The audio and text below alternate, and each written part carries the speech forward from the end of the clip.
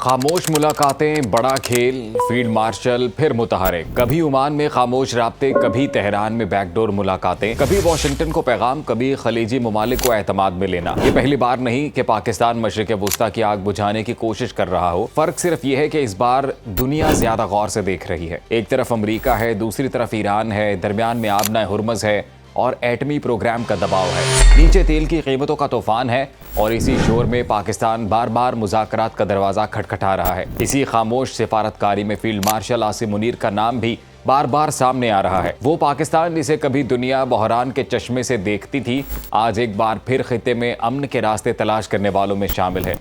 सवाल ये है कि क्या अमरीका और ईरान वाकई मुआहिदे के करीब हैं और क्या पाकिस्तान की मुसलसल खामोश कोशिशें मशरिक वुस्ता को बड़ी जंग से बचाने में किरदार अदा कर रही हैं। अस्सलाम वालेकुम, मैं हूं अजीम राना और आप देख रहे हैं सुनो एक्सप्लेन्स। पिछले कई हफ्तों से अमरीका और ईरान के दरमियान शदीद कशीदगी जारी रही।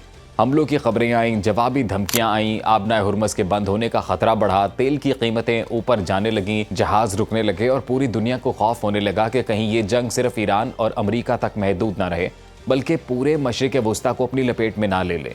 इसी दौरान खबरें आईं कि दोनों ममालिक एक इब्तदाई मुआहिदे यानी कि मेमोरेंडम ऑफ अंडरस्टैंडिंग के करीब पहुंच रहे हैं। ये हतमी अमन मुआहिदा नहीं बल्कि एक ऐसा रोड मैप है जिसके जरिए पहले जंग रुक सकती है, फिर बाकी मसाइल पर बात हो सकती है। रिपोर्ट्स के मुताबिक इस फ्रेमवर्क में फरीकैन को हतमी नुकात तय करने के लिए 60 दिन का वक्त मिल सकता है। लेकिन यहाँ एक बात बहुत अहम है, ये मुआहिदा अभी फाइनल नहीं हुआ। ईरान के अंदर से भी मिले जुले इशारे आ रहे हैं। अमरीका भी कह रहा है कि जल्दबाजी नहीं होगी, यानी ये कहानी अभी मुकम्मल नहीं बल्कि एक खतरनाक मोड़ पर खड़ी है। अब आते हैं सबसे बड़े मसले की तरफ, यानी कि आबना हुर्मज। ये सिर्फ एक समुद्री रास्ता नहीं, ये दुनिया की तेल सप्लाई की शहरग है। ईरान कहता है कि आबना हुर्मज इसके करीब है, इसके इलाकाई मफादात इससे जुड़े हैं, इसलिए वो इस पर अपनी निगरानी खत्म नहीं करेगा। ईरानी ज़राए के मुताबिक रास्ता मुकम्मल खुल सकता है, मगर ईरान चाहता है कि दुनिया ये ना समझे कि वो दबाव में आकर पीछे हट गया। यहाँ असल ताकत की जंग शुरू होती है। अमरीका कहता है रास्ता आज़ाद होना चाहिए, ईरान कहता है रास्ता महफूज होगा मगर निगरानी हमारी होगी। अब सोचें, इसी एक रास्ते पर पूरी दुनिया की मईशत लटकी हुई है, इसीलिए पाकिस्तान जैसे ममालिक इस मसले को सिर्फ दूर से नहीं देख सकते। अगर हुर्मज बंद हो गया तो पाकिस्तान में भी पेट्रोल, डीजल, बिजली, दरामदात और महंगाई पर असर पड़ सकता है। यही वजह है कि पाकिस्तान बार बार खित्ते में जंग कम करने, बातचीत आगे बढ़ाने और फरीकैन को मुज़ाकरात की तरफ लाने की कोशिश करता रहा है। फील्ड मार्शल सईद आसिम मुनीर भी तेहरान में आला सतह मुलाकातों का हिस्सा रहे हैं। अल जज़ीरा के मुताबिक आसिम मुनीर ईरान में मौजूद थे जब अमरीका ईरान मुज़ाकरात में थोड़ी पेशरफ्त की बात हो रही थी, जबकि अनादोलो के मुताबिक ईरानी वज़ीर ख़ारजा और पाकिस्तानी आर्मी चीफ ने अमरीका ईरान अमन कोशिशों पर गुफ्तगू की।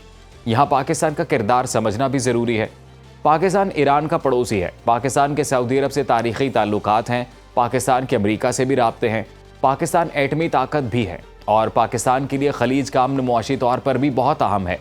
यानी पाकिस्तान के पास ये ख़ास हैसियत है कि वो एक तरफ तेहरान से बात कर सकता है, दूसरी तरफ वाशिंगटन को पैगाम दे सकता है और तीसरी तरफ खलीजी ममालिक की तशवीश भी समझता है। यही वजह है कि पाकिस्तान को इस वक्त सिर्फ एक तमाशाई नहीं बल्कि एक मुमकिना सिफारती पुल के तौर पर देखा जा रहा है। अब इस मुआहिदे का दूसरा बड़ा मसला क्या है? दूसरा बड़ा मसला है ईरान का यूरेनियम। यूरेनियम वो मवाद है जिसे अगर बहुत ज़्यादा सतह तक अफजुदा किया जाए तो एटमी हथियार बनाने में इस्तेमाल हो सकता है। अमरीका की सबसे बड़ी शर्त यही है कि ईरान कभी एटमी हथियार ना बना सके। अमरीकी हुकाम के मुताबिक मुमकिना फ्रेमवर्क में ईरान से इंतहाई अफजुदा यूरेनियम के ज़ख़ीरे पर बात करने, नई अफजुदगी रोकने और आगे मुज़ाकरात करने का मुतालबा भी शामिल किया गया है। लेकिन ईरान इस पर फ़ौरन हाँ नहीं कर रहा। ईरान कहता है कि एटमी मामला पहले मरहले में नहीं बल्कि बाद के मुज़ाकरात में देखा जाएगा। ईरानी मीडिया ये बताता है कि ईरान ने अभी तक ना अपने एटमी ज़खायर हवाले करने का वादा किया है और ना ही तनसीबात बंद करने का। यही इस मुआहिदे का सबसे हसास नुक्ता है। अमरीका कहता है पहले यूरेनियम पर यकीन दहानी, ईरान कहता है पहले जंग रोको फिर एटमी मामले पर बात होगी। अमरीका कहता है अगर यूरेनियम पर पेशरफ्त नहीं तो पैसे भी नहीं।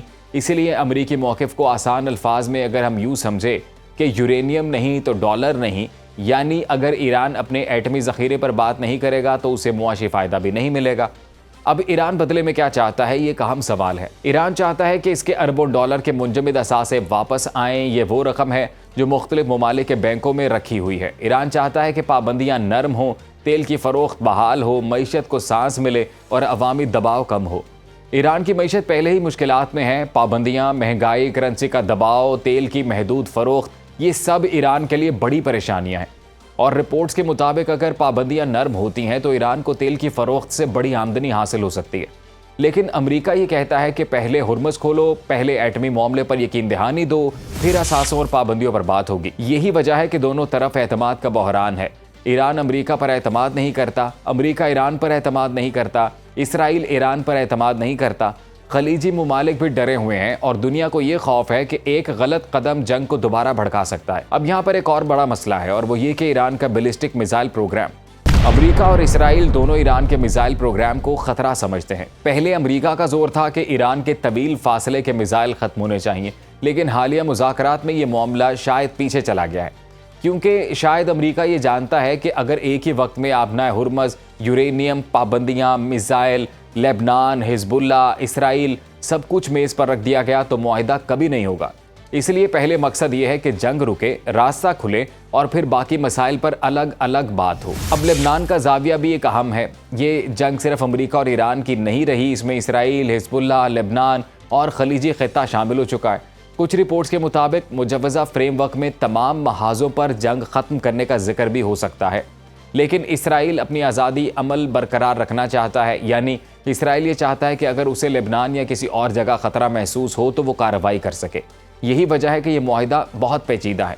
ये सिर्फ एक दस्तखत का मामला नहीं है, ये ऐसा धागा है जिसके साथ कई गिरहें बंधी हुई हैं।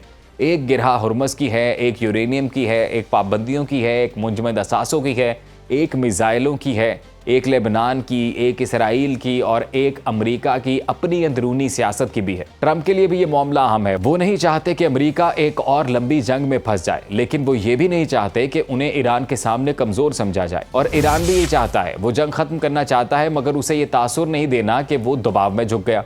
यही अब वो जगह है जहां पाकिस्तान की सिफारतकारी की अहमियत बढ़ती है। पाकिस्तान ऐसी पोजीशन में है कि वो दोनों तरफ इज्जत बचाने वाली जबान दे सकता है। एक तरफ ईरान को यह एहसास ना हो कि उसे मजबूर किया जा रहा है और दूसरी तरफ अमेरिका को ये यकीन दहानी मिले कि ईरान का एटमी मामला नज़रअंदाज नहीं हो रहा।